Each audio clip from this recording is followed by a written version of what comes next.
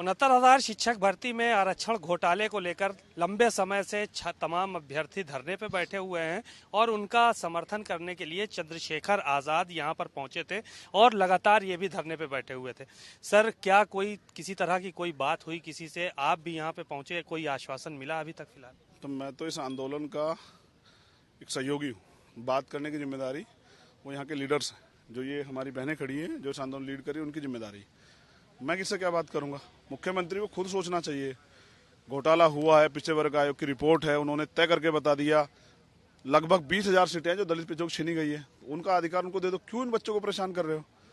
अगर आप पिछड़ा वर्ग आयोग गलत है तो उसको बर्खास्त करो, या अगर आपका मंत्री झूठ बोल रहा है उसको बर्खास्त करो। तो पिछड़े वर्ग आयोग ने तो लिख दिया अंत में रिपोर्ट की उसमें कि जिन्होंने इस संविधान के आर्टिकल 14, 15, 16 का उल्लंघन किया है, आरक्षण नियमावली का उल्लंघन किया है, उन पर गंभीर कार्रवाई की जाए। किस पे कार्रवाई हुई? तो मुख्यमंत्री जी अगर वास्तविकता में योगी हैं, उनका चरित्र न्याय का है, अगर वो अपने आप को छल से भी ईमानदार समझते हैं, तो इन बच्चों के साथ न्याय करें। और अगर वो न्याय नहीं कर सकते तो उनको योगी कहलाने का भी कोई अधिकार नहीं। और अगर मैं ये भी साफ तौर पे कर देता हूँ, अगर वो ये सोच के बैठे हैं कि दलित पिछड़े वर्ग के लोग कमजोर हैं, तो ये वो लोग हैं जिन्होंने सरकार बनाई थी उनकी। और अगर ये विरोधी हुए तो बाबा जी यहाँ नहीं रहेंगे, 5 कालिदास मार्ग में, वहां रहेंगे मठ में। क्योंकि ये है जनता, लोकतंत्र है, जनता मालिक होती है, जनता तय करती है कौन बनेगा। तो जनता ने तय कर लिया है कि उनको उनके अधिकार चाहिए। और ये हमारी बहनें जो है ना, जो आप देखिए 72वां दिन है, कुछ ऐसी हैं जो विवाहित हैं, जिनके छोटे छोटे बच्चे हैं, परिवार है। एक महिला के लिए घर छोड़ के बैठना, खुशी से नहीं बैठी, मजबूरी बैठी है, इन्होंने बिठाई है। अगर ये इनको न्याय देते थे और फिर हक की आवाज मांगने पर लाठियां, ये हाथ तोड़ दिया है, कपड़े फाड़ते हैं, बेइज्जत करते हैं, सरकारी गुंडों से, पुलिस के लोगों से पिटवाते हैं। इसको लोकतंत्र कहते हैं? जब पहले सरकारें थी तो विधानसभा के सामने धरने होते थे, और आज पहले गोमती नगर और फिर यहाँ हमें बाहर निकाल दिया। क्या लोकतंत्र में धरना करना संवैधानिक अधिकार नहीं है? और संवैधानिक अधिकार है तो फिर क्यों नहीं करने दे रहे हो? हिम्मत है तो सामना करो, विधानसभा के आगे धरना लगाने की इजाजत दो, फिर बताएंगे धरना किसे कहते हैं। 6 तारीख को बड़ा धरना रखा है, जो यहाँ ओबीसी एससी संयुक्त मोर्चा है, जो लोग आंदोलन लीड कर रहे हैं, उन्होंने 6 तारीख का महाधरना बुलाया है। पूरे प्रदेश से हम लोग भी आएंगे, ऐतिहासिक आंदोलन होगा। तो भीम आर्मी के लोग भी शामिल होंगे 6 तारीख के जो धरना प्रदर्शन है उसमें? 5 तारीख की रात से शामिल हो जाएंगे, और हम तो शामिल ही हैं। भीम आर्मी का एक कार्यकर्ता चंद्रशेखर आपसे कह रहा है कि सब शामिल हैं और अंत तक शामिल रहेंगे जब तक ये जीतते नहीं।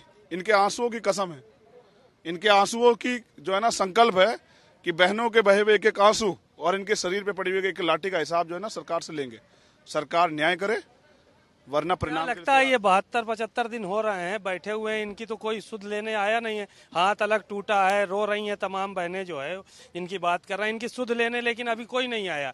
तो किस तरह से जो है वो इसको आंदोलन को आगे बढ़ाएंगे? चुनाव सर पर हैं, अब तो नहीं लगता है कि इनकी बात सुनी जाएगी।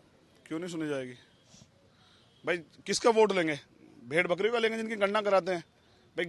वोट तो नहीं का लेंगे ना दलित पिछड़ों का, या सिर्फ उन 15% लोगों के वोट पर सरकार बना लेंगे? नहीं, ऐसा नहीं है। सबका वोट चाहिए, सबका वोट चाहिए तो सबकी बात भी करनी पड़ेगी। सच ये है उत्तर प्रदेश की सरकार का कि सबका साथ सबका विकास, ये खोखला नारा है। सच्चा ये है, सबका साथ, स्वर्णों का विकास और दलित पिछड़ों का विनाश, उनके घरों में आग, ये है इस नारे की सच्चाई। और आप किसी भी डिपार्टमेंट को उठा के देख लीजिए। मैं तो जब से आया मुझे तो पता लगा है कि लखनऊ हाई कोर्ट में सरकारी कोर्ट 185 के लगभग हैं, एक दलित को छोड़ के सारे स्वर्ण जाति के लोग हैं, दलित पिछड़ा एक भी नहीं है। ये सच्चाई है।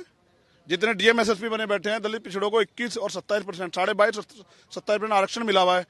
2 एसएसपी मुश्किल से हैं, 2 डीएम का पता नहीं है नहीं है। पिछड़ों के 20 बैठते हैं, दलितों के 16 बैठते हैं, एक मुझे लगता है एक भी मुश्किल से होगा। ये है सामाजिक न्याय। ये झूठी, बहरी, निकम्मी, भ्रष्टाचारी सरकार कुंभ में घोटाला किया, आस्था के नाम की बात करते हैं। राम मंदिर की जमीन में घोटाला किया, जब कोरोना काल आया तो तमाम घोटाले किए, सरकारी जो मशीनें खरीदी, ऑक्सीजन में घोटाला किया, और तमाम तरह से जो भर्तियां हो रही है, पहले पेपर लीक कराते हैं, अपने चहेतों को देते हैं कि पेपर ले लो, अब वो नकल से भी पास नहीं होते। इसमें सरकार के लोग, हमारी क्या गलती? हम तो दलित पिछड़े वर्ग के लोग मेहनत करके आते हैं, खून पसीने जो है ना हमारे माँ बाप लगा, तब हम आगे बढ़ते हैं। फिर हमारे आरक्षण में घोटाला करते हो। यहाँ तो तमाम भर्ती के लोग पड़े हुए हैं। इस सरकार ने नौजवानों को लाठी भाजने के अलावा कुछ नहीं दिया। स्वर्णों की सरकार है, आप ये कह रहे हैं कि सिर्फ स्वर्णों का इसमें ख्याल रखा जा रहा है और बाकी जो है सबको दरकिनार करके रखा गया है। मैं साबित कर देता हूँ, आप जिस डिपार्टमेंट की लिस्ट है उसकी निकालवा के देता हूँ। अगर एक दलित पिछड़ा लगाया हो तो आप मुझे बता दीजिए। अभी जितने जो है ना आगे आगे कुछ किसी को बनाएंगे, आप देख लीजिए लेटरल एंट्री की थी सरकार ने, जो केंद्र की सरकार है, एक दलित पिछड़ा लगा तो आप बता दीजिए। मैं तो आपसे पूछ रहा हूँ, आप बता दो कितने डीएम है यहाँ शेड्यूल कास्ट के, शायद आपको भी जानकारी नहीं होगी। और कितने एसएसपी हैं, शायद आपको जानकारी नहीं होगी, क्योंकि ये हम चर्चा में ही नहीं है। जिनकी चर्चा होती है उनका तो एक व्यक्ति मरता है तो ये हो जाता है खतरे में है। और हमारी रोज हर एक 8 मिनट में एक दलित महिला का रेप होता है, और जितना 100% क्राइम होता है पूरे देश में, उसका 25% यूपी में होता है।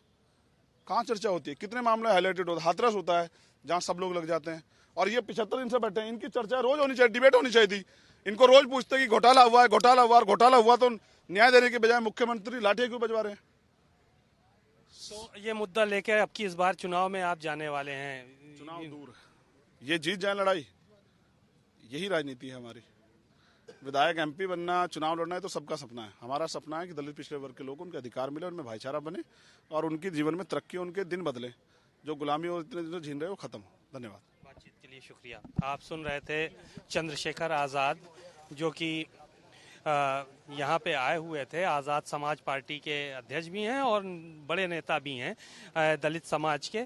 यहाँ पर पहुँचे थे धरना प्रदर्शन में, और इन्होंने जो है वो साफ तौर पर ये कहा कि मुख्यमंत्री योगी आदित्यनाथ दलितों और पिछड़ों को ध्यान नहीं रखना चाहते हैं, उनके आरक्षण में घोटाले हुए हैं उन पे बात नहीं करना चाहते हैं।